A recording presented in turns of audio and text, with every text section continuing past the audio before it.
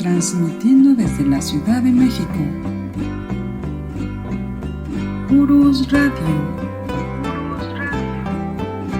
Una estación para compartir.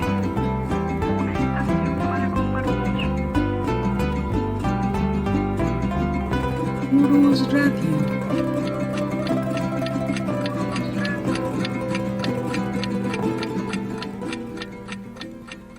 Hola, ¿qué tal? ¿Cómo están, amigos de Urus Radio? Aquí estamos nuevamente transmitiendo desde la Ciudad de México su programa de la verdadera historia de México. Hoy estamos a 29 de noviembre de 2021. Los saludos, soy Doris y bueno, aquí estamos también con el profesor Francisco Mendoza, que ya ustedes lo conocen, es quien nos narra estas fabulosas historias de nuestro querido México. Pues vamos a saludarlo. Profesor, ¿cómo está? Buenas noches. Licenciada, amigos, buenas noches tengan todos ustedes. Pues un placer estar aquí en la cabina de Urus Radio, licenciada, como casi todos los lunes, porque el lunes pasado no estuvimos en la cabina, pero bueno, el gusto es estar transmitiendo. Eso sí, estuvimos, bueno, ya varios lo escucharon, que estuvimos en Río Blanco y pues les volvemos a agradecer a todos nuestros amigos que asistieron por allá, también en la conferencia, y también a nuestros amigos de Guadalajara que nos acompañaron por allá, y también agradecemos a el ingeniero Ramón Nogales, a Rafael Castellum, también a la maestra Scarlett de Puebla. Y pues bueno, profesor, fue una semana un poquito pesada, un poquito atareada, pero ya estamos de vuelta en la Ciudad de México. Así es, licenciada, y bueno, pues continuando con nuestra serie de historias olvidadas, que lo habíamos dicho la vez pasada, nos vamos a llevar creo que más capítulos porque van saliendo nuevas historias, y sobre todo porque este programa, lo decíamos precisamente allá en Guadalajara, lo hacen ustedes, amigos, hacen ustedes el programa, entonces nuestra labor es investigar y narrar, pero ustedes nos están dando las ideas porque hay muchas historias obviamente que desconocemos, no conocemos toda la historia de México, es enorme, entonces hay muchas cosas que desconocemos, ustedes nos dan la idea e inmediatamente le damos seguimiento. Y sí, licenciada, todavía un poquito cansados de los viajes, pero con el gusto, de veras el gusto, nos la pasamos muy bien, sobre todo el encuentro con los amigos, las amigas que nos escuchan en Urus Radio, fueron encuentros formidables, tanto allá en Río Blanco como en Guadalajara, que fue sorpresivo que había tantos amigos ahí esperándonos, llegamos un poquitito tarde, pero igual fueron cosas del trabajo que fuimos a hacer para allá, pero fue muy, muy grato, muy halagador estar platicando con ustedes, tomando las fotografías, etcétera. Entonces, estamos muy, muy contentos, licenciada. Sí, estamos súper contentos y fue muy emotivo, de verdad. Y pues bueno, pasando a otra cosa, profesor, anunciamos también a todos ustedes, amigos, que pues ya están agotados los lugares para la charla que dará el profesor el día 8 de diciembre en Palacio de Minería. Y pues bueno, les pedimos por favor a todos los que ya les contestamos sus correos, que ya están en el preregistro para asistir precisamente al Palacio de Minería, confirmen por favor de recibido, y si por algún motivo ustedes no pueden asistir, avísenos con tiempo para que esos lugares sean aprovechados por alguien más. Y pues bueno, la charla comenzará a las 6:30 y se empezará a dar acceso a las 6 de la tarde. Así es, licenciada, ahí estaremos la próxima semana, de este miércoles en 8, ahí estaremos en el Palacio de Minería con el tema de la consumación de la independencia. Lo hemos estado preparando y estudiando bastante, leyendo bastantes libros, y bueno, pues será un placer tener igual a muchos invitados, muchos amigos de Urus Radio que van a estar ahí presentes. Desafortunadamente, a raíz de la pandemia no se puede dar todo el cupo del Palacio de Minería. De hecho se hizo alguna excepción, un poquitito más, porque sí se van a guardar los espacios adecuados, o sea, vamos a tomar medidas, y también Palacio va a tomar medidas para pues gel y Mantener todo. sana distancia, exactamente. Exacto. El gel, hay que llevar cubrebocas. Así es, entonces, pero qué gusto que vamos a estar por allá la próxima semana, aunque el lunes, bueno, tenemos transmisión de Urus y el miércoles estaremos en el Palacio. Sí, así es. Y pues bueno, también había otra cosa y ahorita se me pasó, profesor. Pero bueno, vamos a continuar ahora con esta serie de historias olvidadas de México. Ya estamos en el episodio número 7 y pues, profesor, ¿de qué nos va a hablar? Ahorita que me acuerde, les digo. Ah, sí, ya me acordé, profesor. Adelante, licenciada. Que, bueno, también nuestros amigos de Palacio de Minería van a tratar de transmitir en vivo la conferencia que va a dar el profesor y, bueno, esperemos que también sean en las dos páginas que se pueda transmitir precisamente esta charla que va a dar el profesor. Y saludamos así rapidísimo a nuestros amigos que están en el chat, a Osvaldo Ezequiel, a Javier Quirós, Diego Arriaga, está también Carlos Alberto Martínez Maya, Alberto López, está también Frank Alejandro, Iván Cos, saludos también, dice profesor, licenciada desde Aguascalientes, Arturo Moreno, también licenciado Arturo Villarreal, Frida Loera, José Luis Castañeda, Ger Solano, Silvia Moya, arquitecta Montserrat Martínez, Misael Camargo, Asiré Rosas, Ignacio Martínez, Gildardo Arriola Marín, Iván Cortés, Luis Navarrete, y también saludamos a nuestros amigos Marcelinus de Guadalajara y a Marisela González de Aguascalientes. Profesor, adelante. Bueno, pues platicaremos otra historia más olvidada, y este es un personaje que, bueno, tiene una trascendencia y tiene ciertas peculiaridades, como todos los grandes personajes en México, y como creo que todos los seres humanos tenemos nuestras propias particularidades. Y bueno, en este caso el coronel Nicolás Romero pues no podría ser la excepción. Hablamos de que hay un municipio en el Estado de México, por ahí del rumbo de Ciudad Satélite, de Mundo E, ¿sí? Para quienes conozcan ese rumbo, pues es la Villa Nicolás Romero. Y mucha gente dice quién fue ese señor, sí, Nicolás Romero. Y bueno, pues nos dimos a la tarea de investigar, conocíamos algunas cosas de Nicolás Romero, sobre todo durante la guerra de intervención, que estaba bajo las órdenes precisamente de se me fue ahorita el nombre. Ahorita lo retoma, Sí, de Vicente Rivapalacio, por Dios, o sea, de Vicente Rivapalacio, estaba bajo las órdenes de él. Entonces tenemos detalles, pero buscamos más información acerca de el coronel Nicolás Romero. Fíjense, amigos, Nicolás Romero, de hecho, él es del estado de Hidalgo, él nace en Nopala, Hidalgo, en el año de 1827.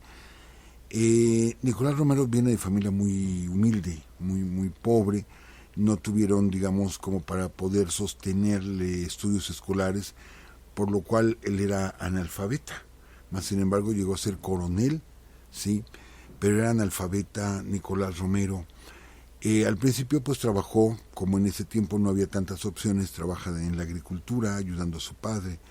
Posteriormente ya crece y viene a dar a estos rumbos. Del estado de Hidalgo se mueve al Estado de México y trabaja en la fábrica de hilados y tejidos de La Colmena, que esto me recordó inmediatamente que estuvimos ahí en Río Blanco, en la fábrica de hilados y tejidos precisamente, y La Colmena también era otra fábrica muy famosa y muy connotada en esa época de mediados del siglo XIX.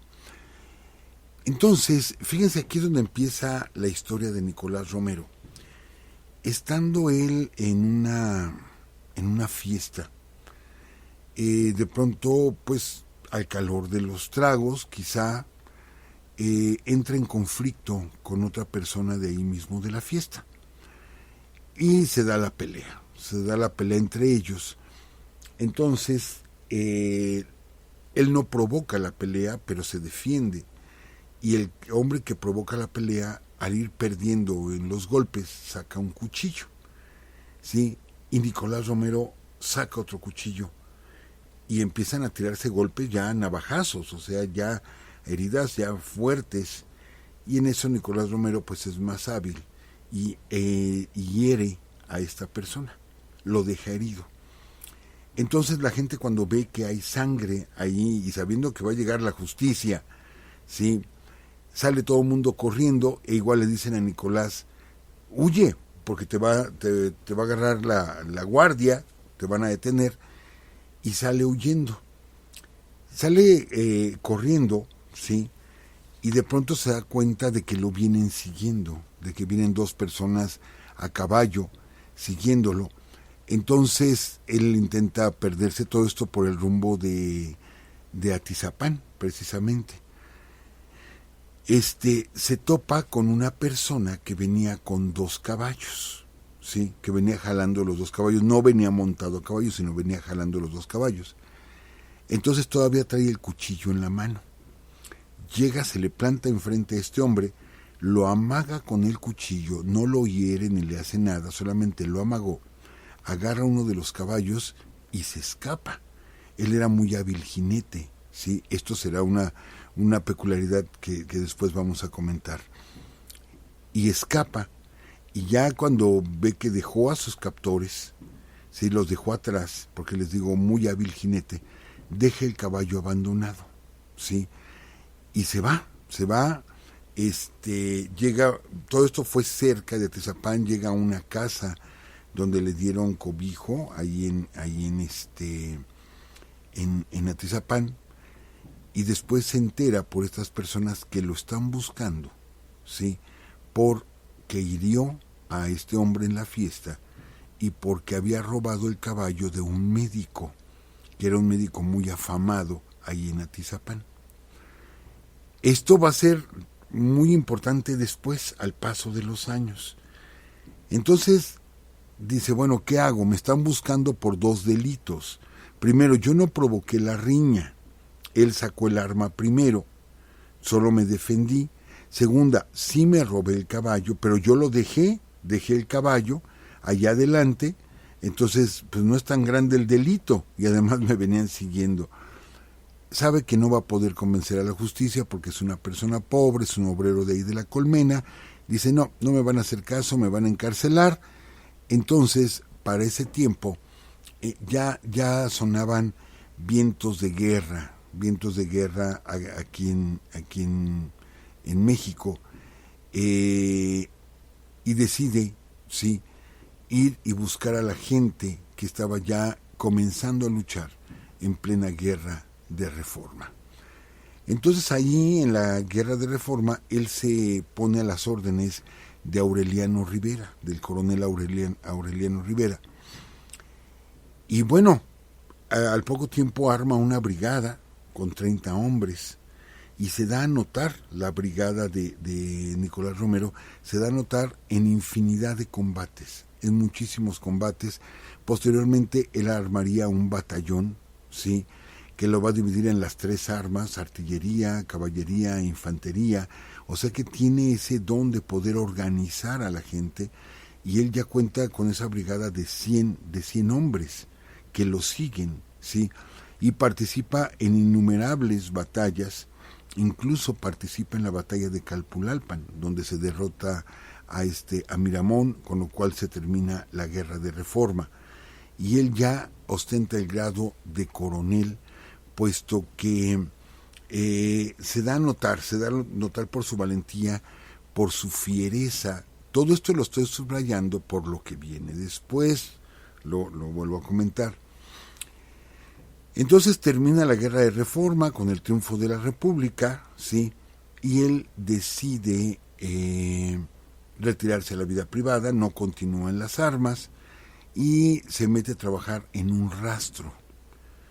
Entonces sabemos, y aquí lo hemos platicado, que ese lapso de 1860 a 1862 que llegan los franceses, aparentemente México se pacificó, pero no fue así. Sabemos que Leonardo Márquez, Tomás Mejía, etcétera, seguían levantados en armas con contingentes pequeños, pero seguían levantados en armas, y ellos abarcaban la zona de Toluca, todo lo que era el paso hacia la Ciudad de México lo tenían más o menos controlado, porque asaltaban diligencias, etcétera. Eran un dolor de cabeza, y sabemos que cayó en poder de Leonardo Márquez, Leandro Valle, Santos Degollado, Melchor Ocampo, en fin, estaba muy agitado el país cuando deciden llamarlo. Para esto, Aureliano Rivera había muerto.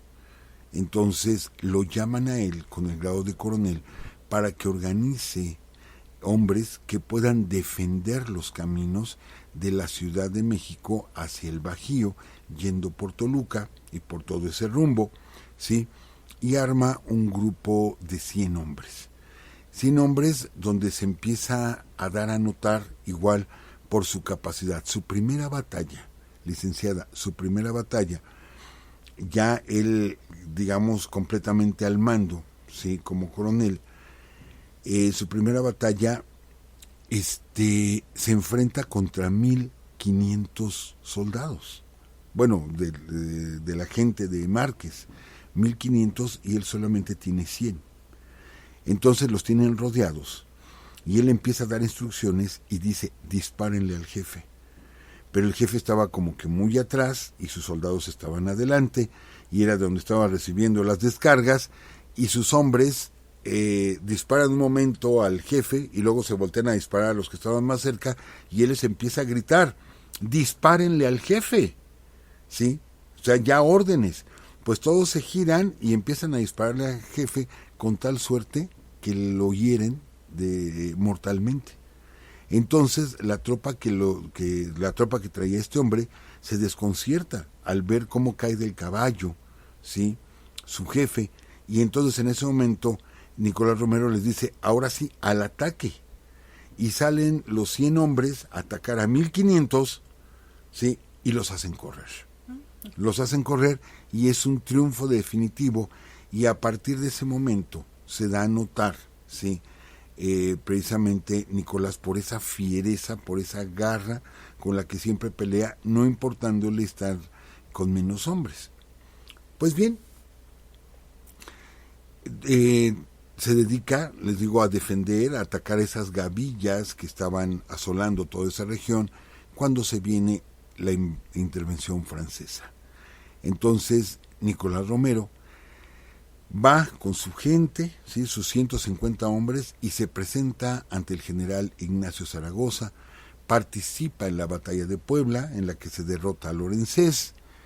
Posteriormente, sí, queda en el ejército de Oriente, y posteriormente participa en el sitio de la ciudad de Puebla de 1863, donde estuvo a punto de ser hecho prisionero, como fueron hechos prisioneros Porfirio Díaz, Jesús González Ortega, Mariano Escobedo, etcétera. Él logra escapar y decide regresar a la zona que él conoce. Entonces está en las dos batallas de Puebla, bueno, en la batalla y en el sitio de Puebla. A partir de entonces, con sus hombres, con ese pequeño grupo de hombres de 150 gentes, ellos empiezan a asolar a los franceses, a los suavos y a los conservadores que estaban apoyando la intervención francesa. Los comienza a asolar.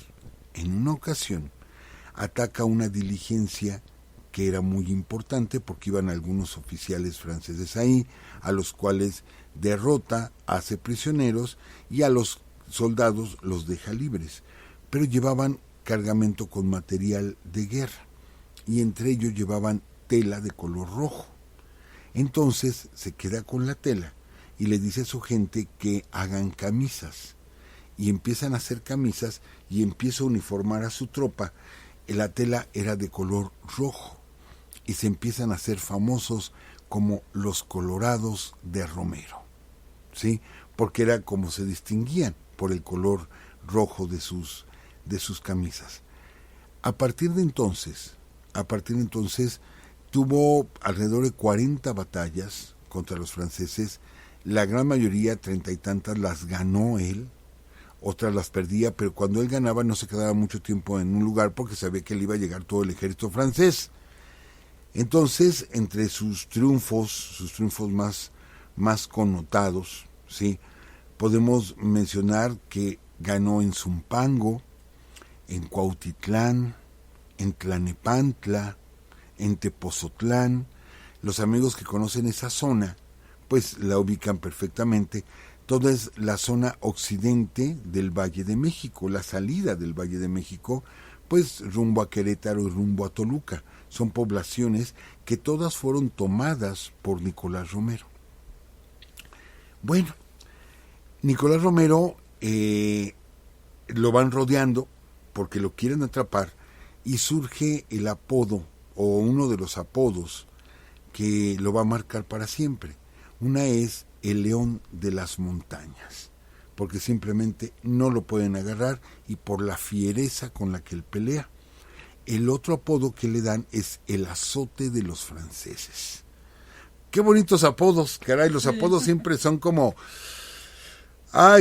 para lastimar o buscar los defectos de las personas. Siempre que utilizamos apodos se busca ese objetivo, creo yo erróneamente, pero en este caso pues era para enaltecer, porque inclusive, amigos, licenciada, inclusive los franceses así lo apodaban, el León de las Montañas, ¿sí? Y lo quieren capturar este hombre. Entonces lo que él hace es moverse más hacia el estado de Michoacán. Queda bajo las órdenes de Vicente Riva Palacio. Hay que aclarar esto. Los grandes ejércitos que se habían armado para defender en contra de la intervención era el ejército del sur de Porfirio Díaz, el ejército del norte o división del norte de Mariano Escobedo, la división de occidente, ¿sí?, de Jesús Corona, pero todos ellos eran ejércitos, sí, con carencias, como ustedes quieran, pero eran ejércitos que se movían todos juntos.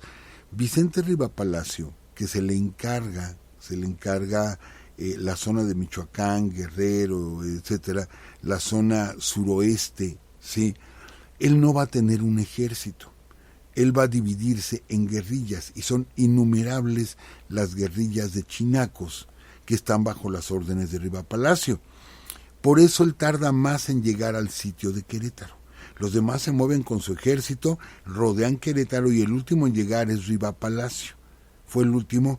¿Por qué? Porque tenía que concentrar a todas sus guerrillas, pues uno de sus principales guerrilleros era Nicolás Romero. Bien, entonces se va para la zona de Zitácuaro. Curiosamente, ahí en Zitácuaro se va a casar. Pero bueno, amigos, híjole, es que vamos a ver este caso muchas veces repetido. Resulta que Nicolás Romero se casa teniendo 37 años de edad y su esposa, Eulalia Flores, tenía 14, nada más 14 años. Muy jovencita, sumamente jovencita. Pero pues, ¿qué podemos decir de Porfirio Díaz y Carmelita? ¿Qué podemos decir de Benito Juárez, sí, y Margarita? Y muchos matrimonios que se dieron en esas circunstancias, donde ellos son pues mucho más grandes que ellas. A lo mejor era la moda, no lo sé, pero hay muchos matrimonios así. Pero bueno, me llamó la atención esto de 37 contra 14. Son 23 años de diferencia. A lo mejor, no sé, 70 y 50 no suenan tanta la diferencia, pero como ella tenía 14 años, está muy chiquita, está muy, muy chiquita, pues bueno, se casa ahí Nicolás Romero. Pero noten, ¿sí? Se casa en diciembre de 1864. ¿Qué sucede? Que en ese momento nombran a Vicente Riva Palacio comandante de toda esa zona. Él busca tener una junta con sus gentes y le pide a todos sus guerrilleros que se concentren en Apatzingán, Michoacán. En este caso, Nicolás Romero está en Zitácuaro, ¿sí?, que había tomado la ciudad de Zitácuaro, una ciudad tan importante y que ha vivido tantas escenas de la historia. Caray, Zitácuaro, bueno, los Rayón, Calleja, la intervención francesa, Nicolás Romero, caramba, hasta Pedro Infante, porque poca gente sabe que el primer accidente que tuvo Pedro Infante, la primera vez el avionazo que tuvo, cayó cerquita de Zitácuaro. Y de hecho lo rescatan y lo llevan al hospital de Zitácuaro y ahí es donde lo operan y le ponen la famosa placa metálica que tenía en la cabeza Pedro Infante, que es con lo que lo van a reconocer cuando se da el segundo accidente y muere. Pues fue precisamente ahí en Zitácuaro donde le ponen esa placa. Y por cierto, platicando con gente de Zitácuaro, dicen que pues gente que conoció a las personas que lo atendían porque estuvo en rehabilitación y lo estuvieron atendiendo y que guardaban muy bonitos recuerdos porque Pedro Infante pues era así como que tenía mucho don con la gente. Entonces, en agradecimiento, una ocasión lo invitaron de padrino de un bautizo y él fue desde Ciudad de México a Zitácuaro con la familia que lo había estado apoyando y bueno, hicieron una amistad. Pues entonces toda la historia que tiene Zitácuaro, tiene muchísima historia. Pero bueno, nos regresamos. Licenciada, si ve que me voy desviando, regréseme al tema. Bueno, entonces él va hacia Apatzingán, sí, que es la tierra caliente michoacana. No alcanza a llegar porque por lo siguiente. Resulta que él tiene un enfrentamiento en Angangueo, ¿sí?, con los franceses, a los cuales derrota. Pero su misión es ir a Apatzingán. Pero él da doble jornada, la orden de doble jornada, ¿sí? Entonces, en lugar de avanzar, no sé, 50 kilómetros o 40 kilómetros en un día, avanzamos el doble, 80. Y se avienta durante 4 días avanzando con doble jornada, ¿sí?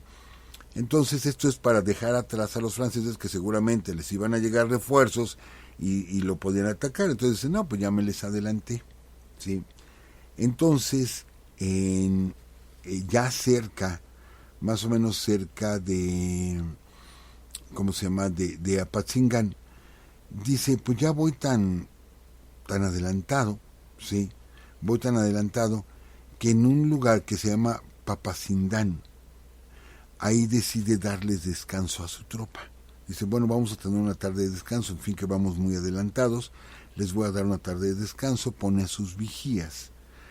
Y de pronto, sí, de pronto son sorprendidos, estaban ellos dormidos. Nicolás Romero, su gente se quedó en una barranca, y Nicolás Romero se fue a una casita que le ofrecieron para que ahí descansara, ya en el caserío de Papacindán. Entonces escucha la balacera, sale de la casita y ve que están destrozando a su gente. Los están destrozando, los agarraron dormidos por completo. Él intenta ir a ayudarlos, pero sabe que no puede ya hacerlo, ¿sí?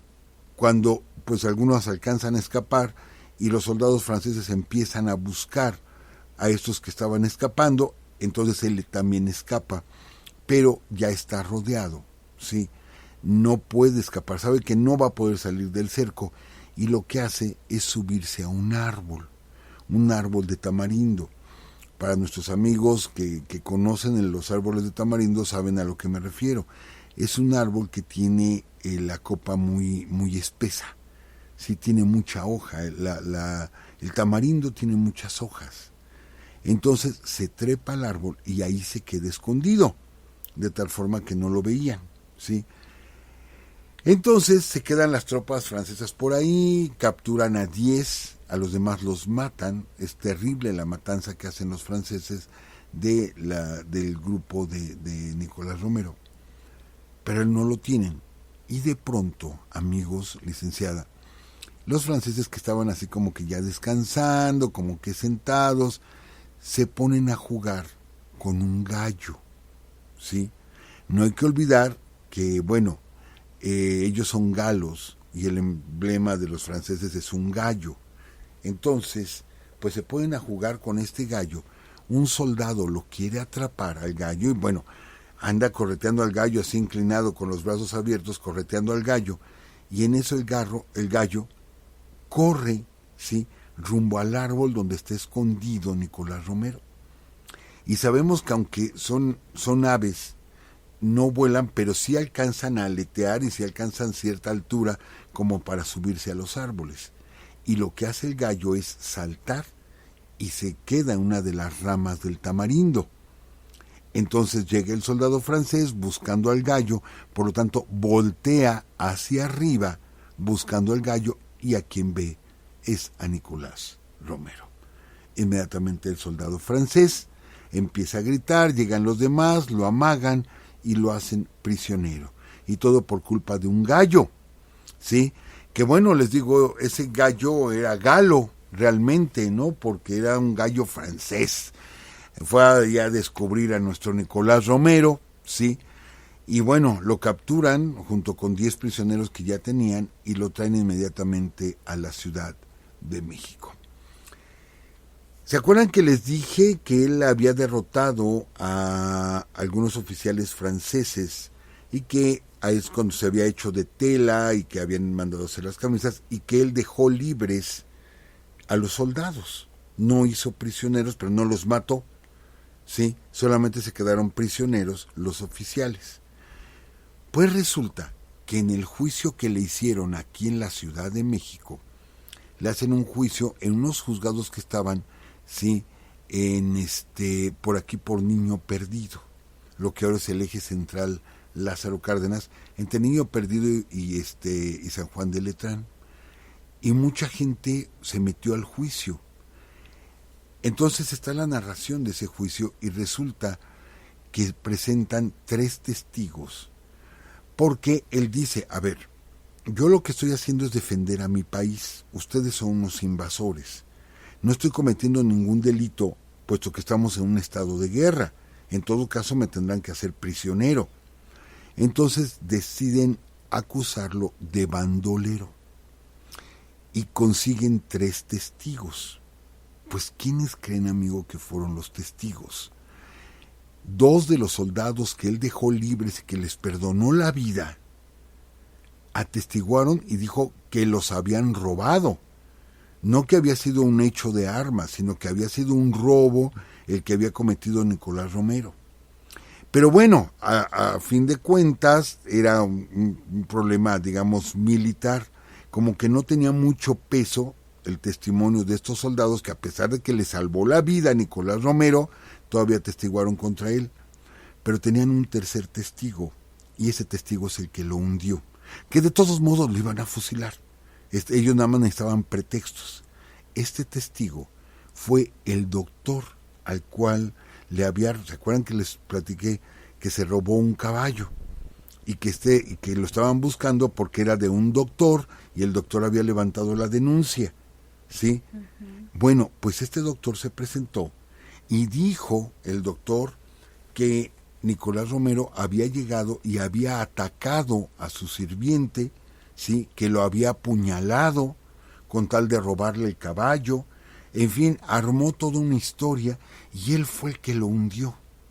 O sea, bueno, dio el pretexto, más que nada, porque les digo, de todos modos lo iban a fusilar.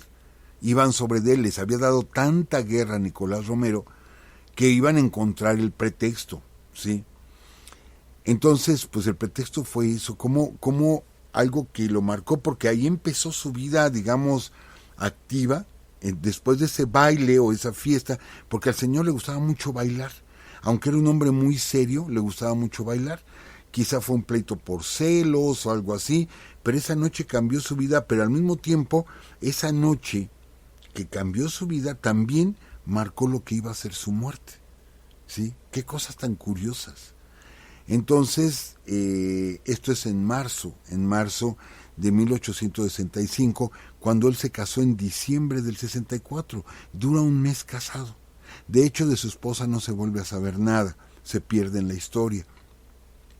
Se hace el juicio, lo condenan a él y a otros de sus gentes, a otros los van a mandar a la cárcel, y lo fusilan en la plaza de Miscalco, donde actualmente está el mercado de Miscalco, sí, por el rumbo de la Merced. Ahí había una plaza, y en la Ciudad de México, durante el virreinato, las condenas se ejecutaban, pues, en la Plaza Mayor o en la Alameda Central. Pero ya en la época de Maximiliano, las condenas condenas a muerte se ejecutaban en Miscalco o en la Ciudadela. En la Ciudadela era como que más privado porque era un cuartel. Y si lo querían hacer público era en Mixcalco. Y ahí se lo llevaron. Y ahí es fusilado un 18 de marzo de 1865. ¿Qué les puedo decir? Es una vida, caray, de un gran personaje que lucha al lado de Juárez en contra de los conservadores primero y posteriormente de los franceses. Y fíjense cómo vino a terminar por un gallo, ¿sí? Que no lo delata, pero pues casi los pone sobre la pista, ¿no? O los puso sobre la pista de donde estaba Nicolás Romero. Entonces vaya un recuerdo para él. Y hay una mención muy especial. Les decía yo, él era un excelente jinete. Bueno, hay estatuas de él, y las estatuas, sobre todo la que está en la Villa Nicolás Romero, es una estatua ecuestre, ¿sí? Entonces, recuerden que las estatuas ecuestres tienen un lenguaje, amigos. Cuando el caballo está como reparando y está en dos patas, significa que la persona que está sobre el caballo murió en combate, en pleno combate. Cuando está parado en tres patas, que nada más tiene una pata levantada el caballo, significa que murió por heridas de guerra.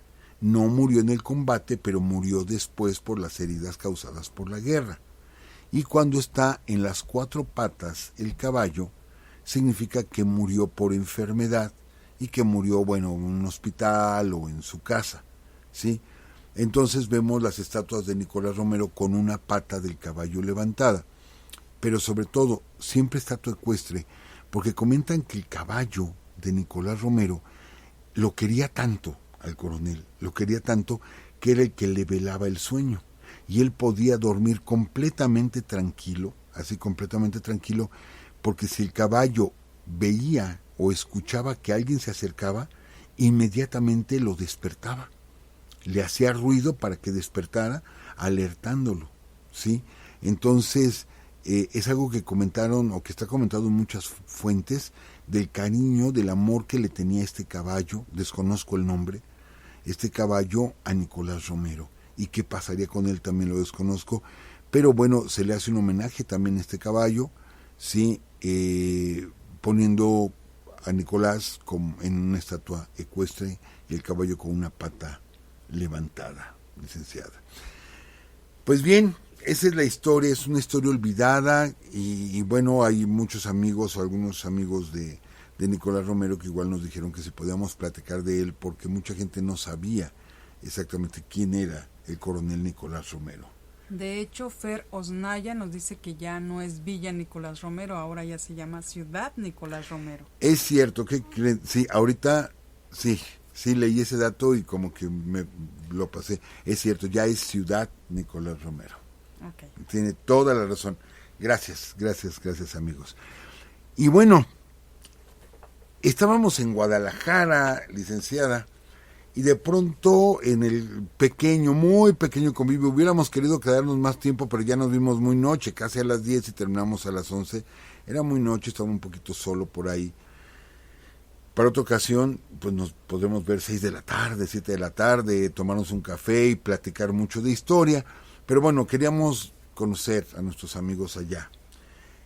Y nos dijeron que, ¿qué sabía yo de el castillo que tenía Porfirio Díaz, o la casa, o el palacete que tenía Porfirio Díaz en Chapala?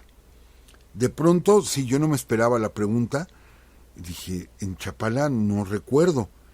Y nos dicen, sí, es la hacienda de Maltaraña, y hay un castillo que se dice ahí que perteneció a Porfirio Díaz, y en ese momento me acordé, dije, sí, es cierto, a orillas, o casi a orillas del Lerma, que ese río desemboca, es el que le da el agua a Chapala, a orillas del Lerma está esa casa, pero tenía mucho que yo no me acordaba de eso. Entonces, por eso les digo, amigos, ustedes hacen el programa. Nos pusimos a investigar qué pasa con esta hacienda, ¿sí?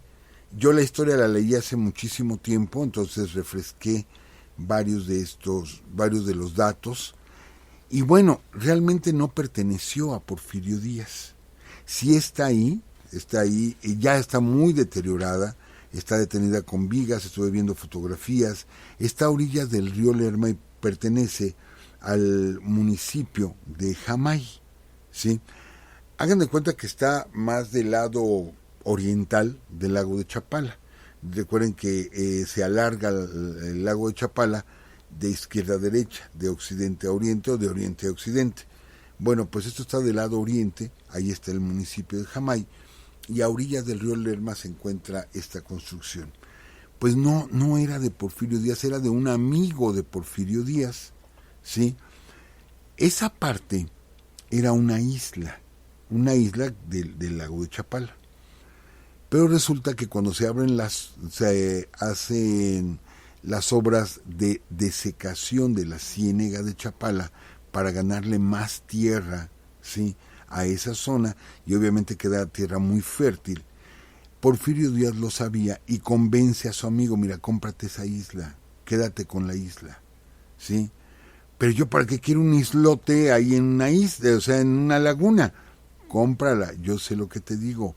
¿Por qué? Porque Porfirio Díaz sabía que al desecar Chapala iba a quedar ya en tierra firme. Se iba a quedar en tierra firme. Entonces le estaba diciendo: compra algo que te lo van a vender por una miseria, porque es un islote arenoso, ¿sí? Y después va a ser tierra muy fértil y tú vas a tener ahí tu palacio. Entonces, así favorecía Porfirio Díaz a sus amigos, ofreciéndoles grandes negocios. Entonces, efectivamente, este amigo compra la tierra y comienza a construir esta casa al estilo francés. Se dice que en su momento la casa llegó a tener 365 entre puertas y ventanas. 365, uno para cada día del año. No tenía tantas. Sí tiene muchas ventanas y sí tiene muchas puertas, pero no llega a tal cantidad, ¿sí? Pero sí es muy notorio. Si ustedes quieren buscarlo por internet, ¿sí?, es la hacienda de Maltaraña. Así como suena Malta y araña, Maltaraña. Y ahí la pueden encontrar, la pueden observar, y resulta que algunas ocasiones fue a vacacionar en Semana Santa, fue a vacacionar ahí Porfirio Díaz, ¿sí? Entonces, por eso la gente pensaba que le pertenecía a Porfirio, pero no era de él, únicamente le prestaban la casa. ¿Y cómo no se le iban a prestar? Pues vean el ofertón que les dio. Pues sí, oye, señor presidente, las veces que usted quiera ir, pues vea, me regaló prácticamente todo esto por unos cuantos pesos, comprar un terreno que vale miles y miles, ya que se desecó el lago. Entonces, fue lo que encontramos, ¿sí? Fue lo que encontramos, y les digo, está en el municipio de Jamay. Pero revisando esa parte de la historia, amigos, resulta que en la plaza principal de Jamay, yo no lo sabía, son de esas historias olvidadas que, insisto, ni nosotros conocemos, que estamos como que estudiando y leyendo. Resulta que en el centro de la plaza de Jamay hay un obelisco, ¿sí?, muy bonito, pueden verlo ustedes, está muy bonito el obelisco. El único problema, amigos, es a quién está dedicado ese obelisco. Perdón si hay personas que nos escuchan en Jamay y que a lo mejor se sienten orgullosos de esa joya, porque es una verdadera joya, está precioso el obelisco, rompe con toda la estructura del pueblo, o sea, se ve que es otro tipo de arte, sí, pero está dedicado a Pío IX. Está dedicado a Pío IX. ¿Y quién es Pío IX o Pío IX? ¿Quién fue este papa?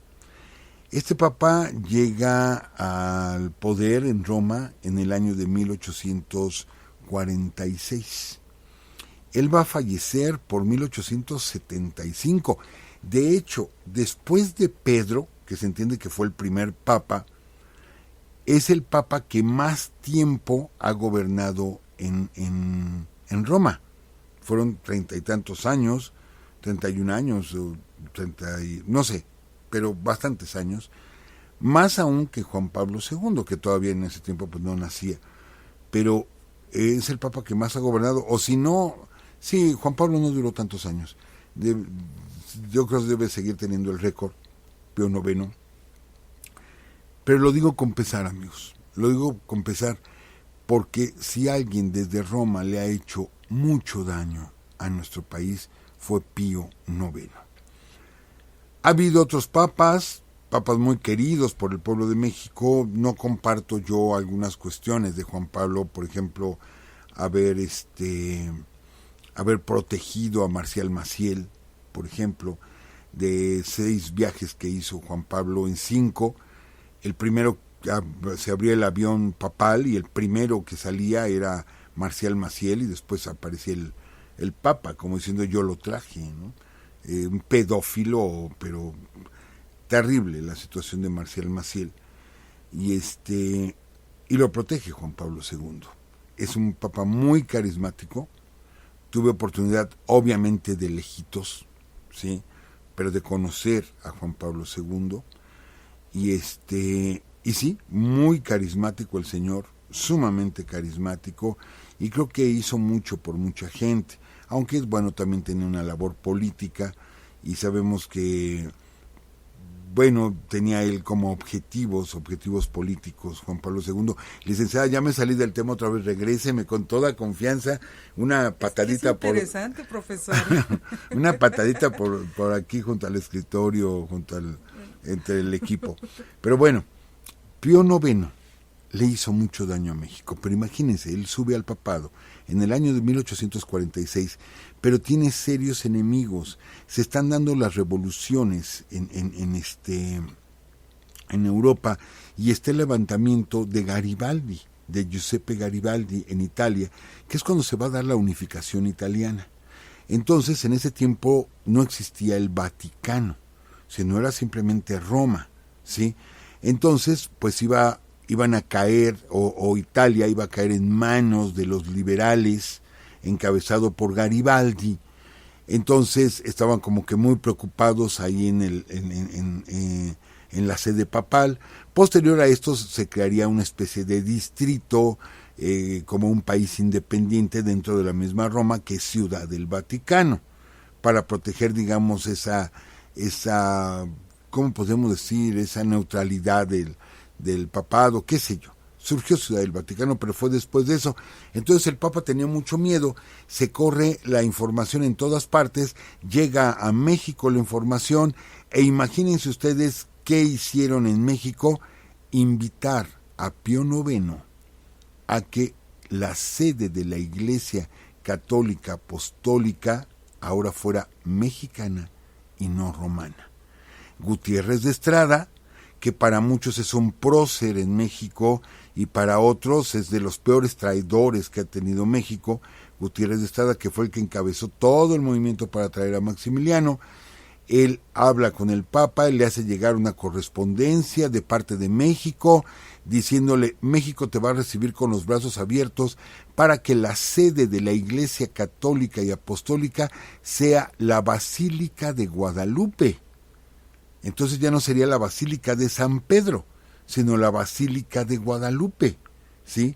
Si es que hubiera aceptado Pío IX. Bueno, yo creo que a Gutiérrez de Estrada le encantaba, ¿no? Va y le ofrece el trono de México a Maximiliano, le ofrece la sede papal a Pío IX. Bueno, el señor repartió el país, pero de lo lindo, ¿no? Pío IX, ¿sí?, es el que desacredita por completo las leyes de reforma y la Constitución del 57.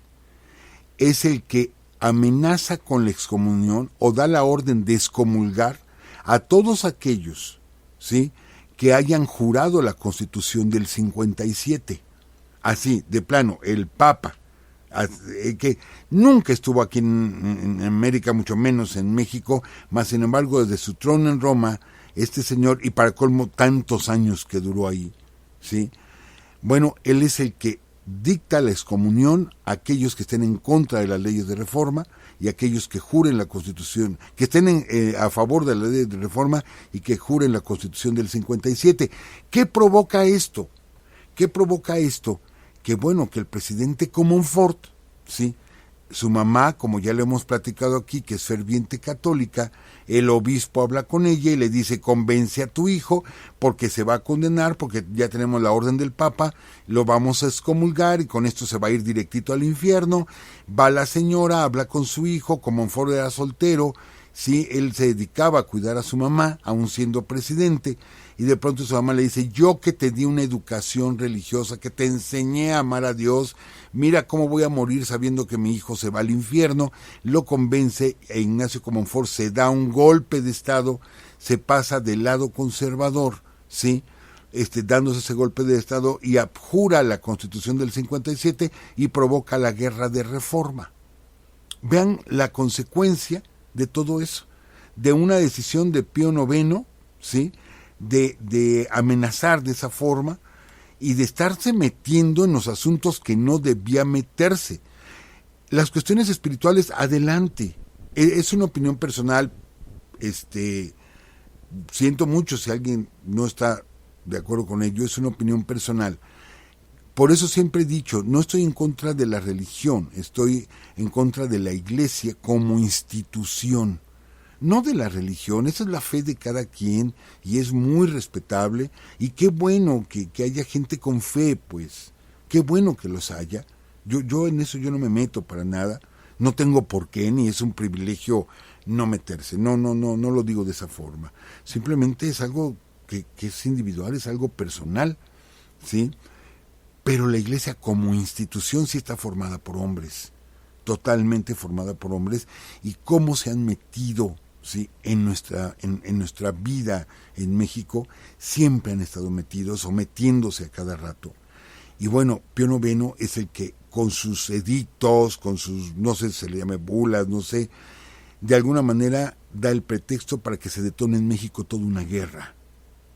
Cuando México hasta lo había invitado a que se formara aquí la Iglesia Católica Apostólica con sede en México y que en lugar de San Pedro fuera Guadalupe, donde fuera la sede del Papa, ¿sí?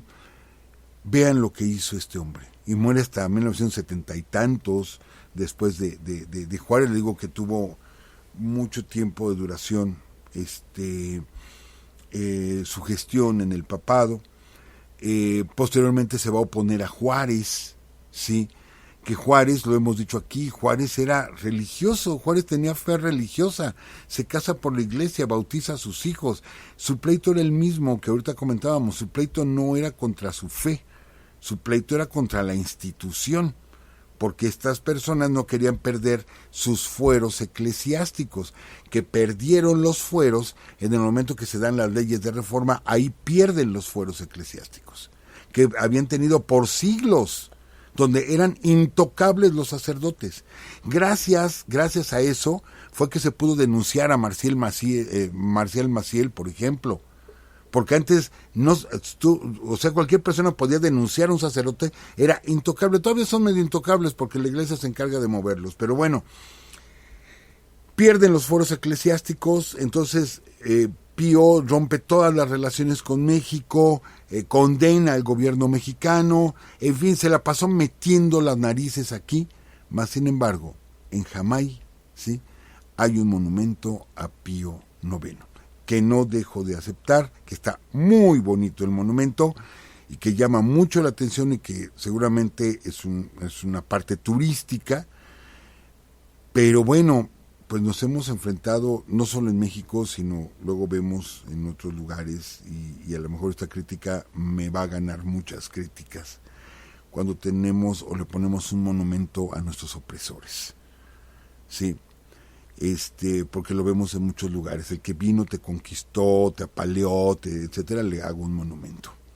Lo vemos no solo en México, sino en muchos lugares. Pues bien, está bien la fe, pero este señor, la verdad, no merecería un monumento, definitivamente. Pero bueno, ahí está, lo descubrimos, sí, precisamente buscando la información sobre la hacienda de Maltaraña. Y licenciada, se nos fue el tiempo de nuevo. Sigo con el tema todavía pendiente de los yaquis. Ya estábamos dando 3 temas. Bueno, seguimos 3 temas ahorita, sí, ¿verdad? Exacto, de alguna manera dimos 3 temas. La próxima semana vamos a hablar un poquito nada más, porque el tema de los yaquis, amigos, Es un tema que merece una serie, como la que hicimos de la Guerra de Castas, sí, allá en Yucatán, que fue una serie. Esto lo amerita. Daremos algunos datos así importantes, pero posterior a eso buscaremos el espacio para hacer toda una serie de la Guerra del Yaqui. Algo que podemos hablar como un genocidio, como un etnocidio totalmente, y bueno, sentirnos orgullosos de que existe el pueblo yaqui, un pueblo totalmente indomable y que nos ha dejado tanto, sí, a pesar de que ellos en un momento hasta no se opusieron a la independencia, simplemente no les interesó, porque ellos sí se percibían a sí mismos como una nación dentro de otra nación, entonces ellos no se quisieron meter, y alguna vez alguna parte de los yaquis estuvieron del lado del imperio, pero bueno, de todo eso platicaremos ya en la serie, aunque la próxima semana comienzo el programa con eso, dando algunos datos importantes de la Guerra del Yaqui, licenciada. Sí, por favor, profesor, porque varios de nuestros amigos ya estaban esperando precisamente este tema, pero bueno, no importa, aquí estaremos ansiosos esperando el próximo lunes, profesor, y pues amigos, los dejamos ya el próximo lunes. Nos ¿qué pasó, profesor? Ok, y bueno, el próximo lunes por acá los esperamos a las 10 de la noche. Recuerden que es la cita en www.spreaker/user/Urus Radio. Y pues bueno, algo se me pasa. Ah, sí, uno de nuestros amigos preguntaba, déjenme ver, por acá, Edgar, no era Edgar, pero bueno, lo saludamos a Edgar Vázquez, también a Rafael Lamot Aguilar, y bueno, decía Iván, dice Iván Cortés, licenciada, si ya tenemos el preregistro para minería, ¿qué tenemos que hacer? Bueno, solo lo que tiene que hacer es confirmarnos su asistencia, por favor, respondiéndonos al correo que ya les enviamos. Y pues bueno, la lista se entregará a nuestros amigos de Palacio de Minería. Y así que ustedes el 8 de diciembre, al dar su nombre, les permitirán la entrada. Sí, profesor, adelante. No, muy rápido. La idea es que ustedes confirmen, amigos, porque hay muchos amigos que igual ya se quedaron sin la oportunidad de entrar, entonces no vaya a ser que quizá alguno no pueda ir, pues que nos avise, que queden 2, 3 lugares, bueno, pues entrarían 2 o 3 personas que no alcanzaron lugar, más que nada es por eso. Así es, y de hecho hay varios amigos que ya les contestamos el correo y no nos han confirmado su asistencia, entonces sí es bien importante que nos confirmen su asistencia. Y pues bueno, en el transcurso de esta semana, si no recibimos esa confirmación, entonces pues le vamos a dar el espacio a otra persona. Y pues bueno, ojalá pues en otra ocasión hagamos una conferencia así más grande, profesor, porque hay muchos que igual ya nos han pedido que les apartemos un lugar, pero desafortunadamente pues ya no hay lugares. Y pues amigos, nos despedimos, que estén muy bien, cuídense mucho, y pues por acá los esperamos el próximo lunes. Y pues un abrazo, reciban un abrazo afectuoso todos, que estén muy bien, hasta entonces. Por acá, vámonos ya. Esta fue una transmisión más de Urus Radio. Urus Radio. Los esperamos el próximo lunes a las 10 de la noche. Hasta entonces.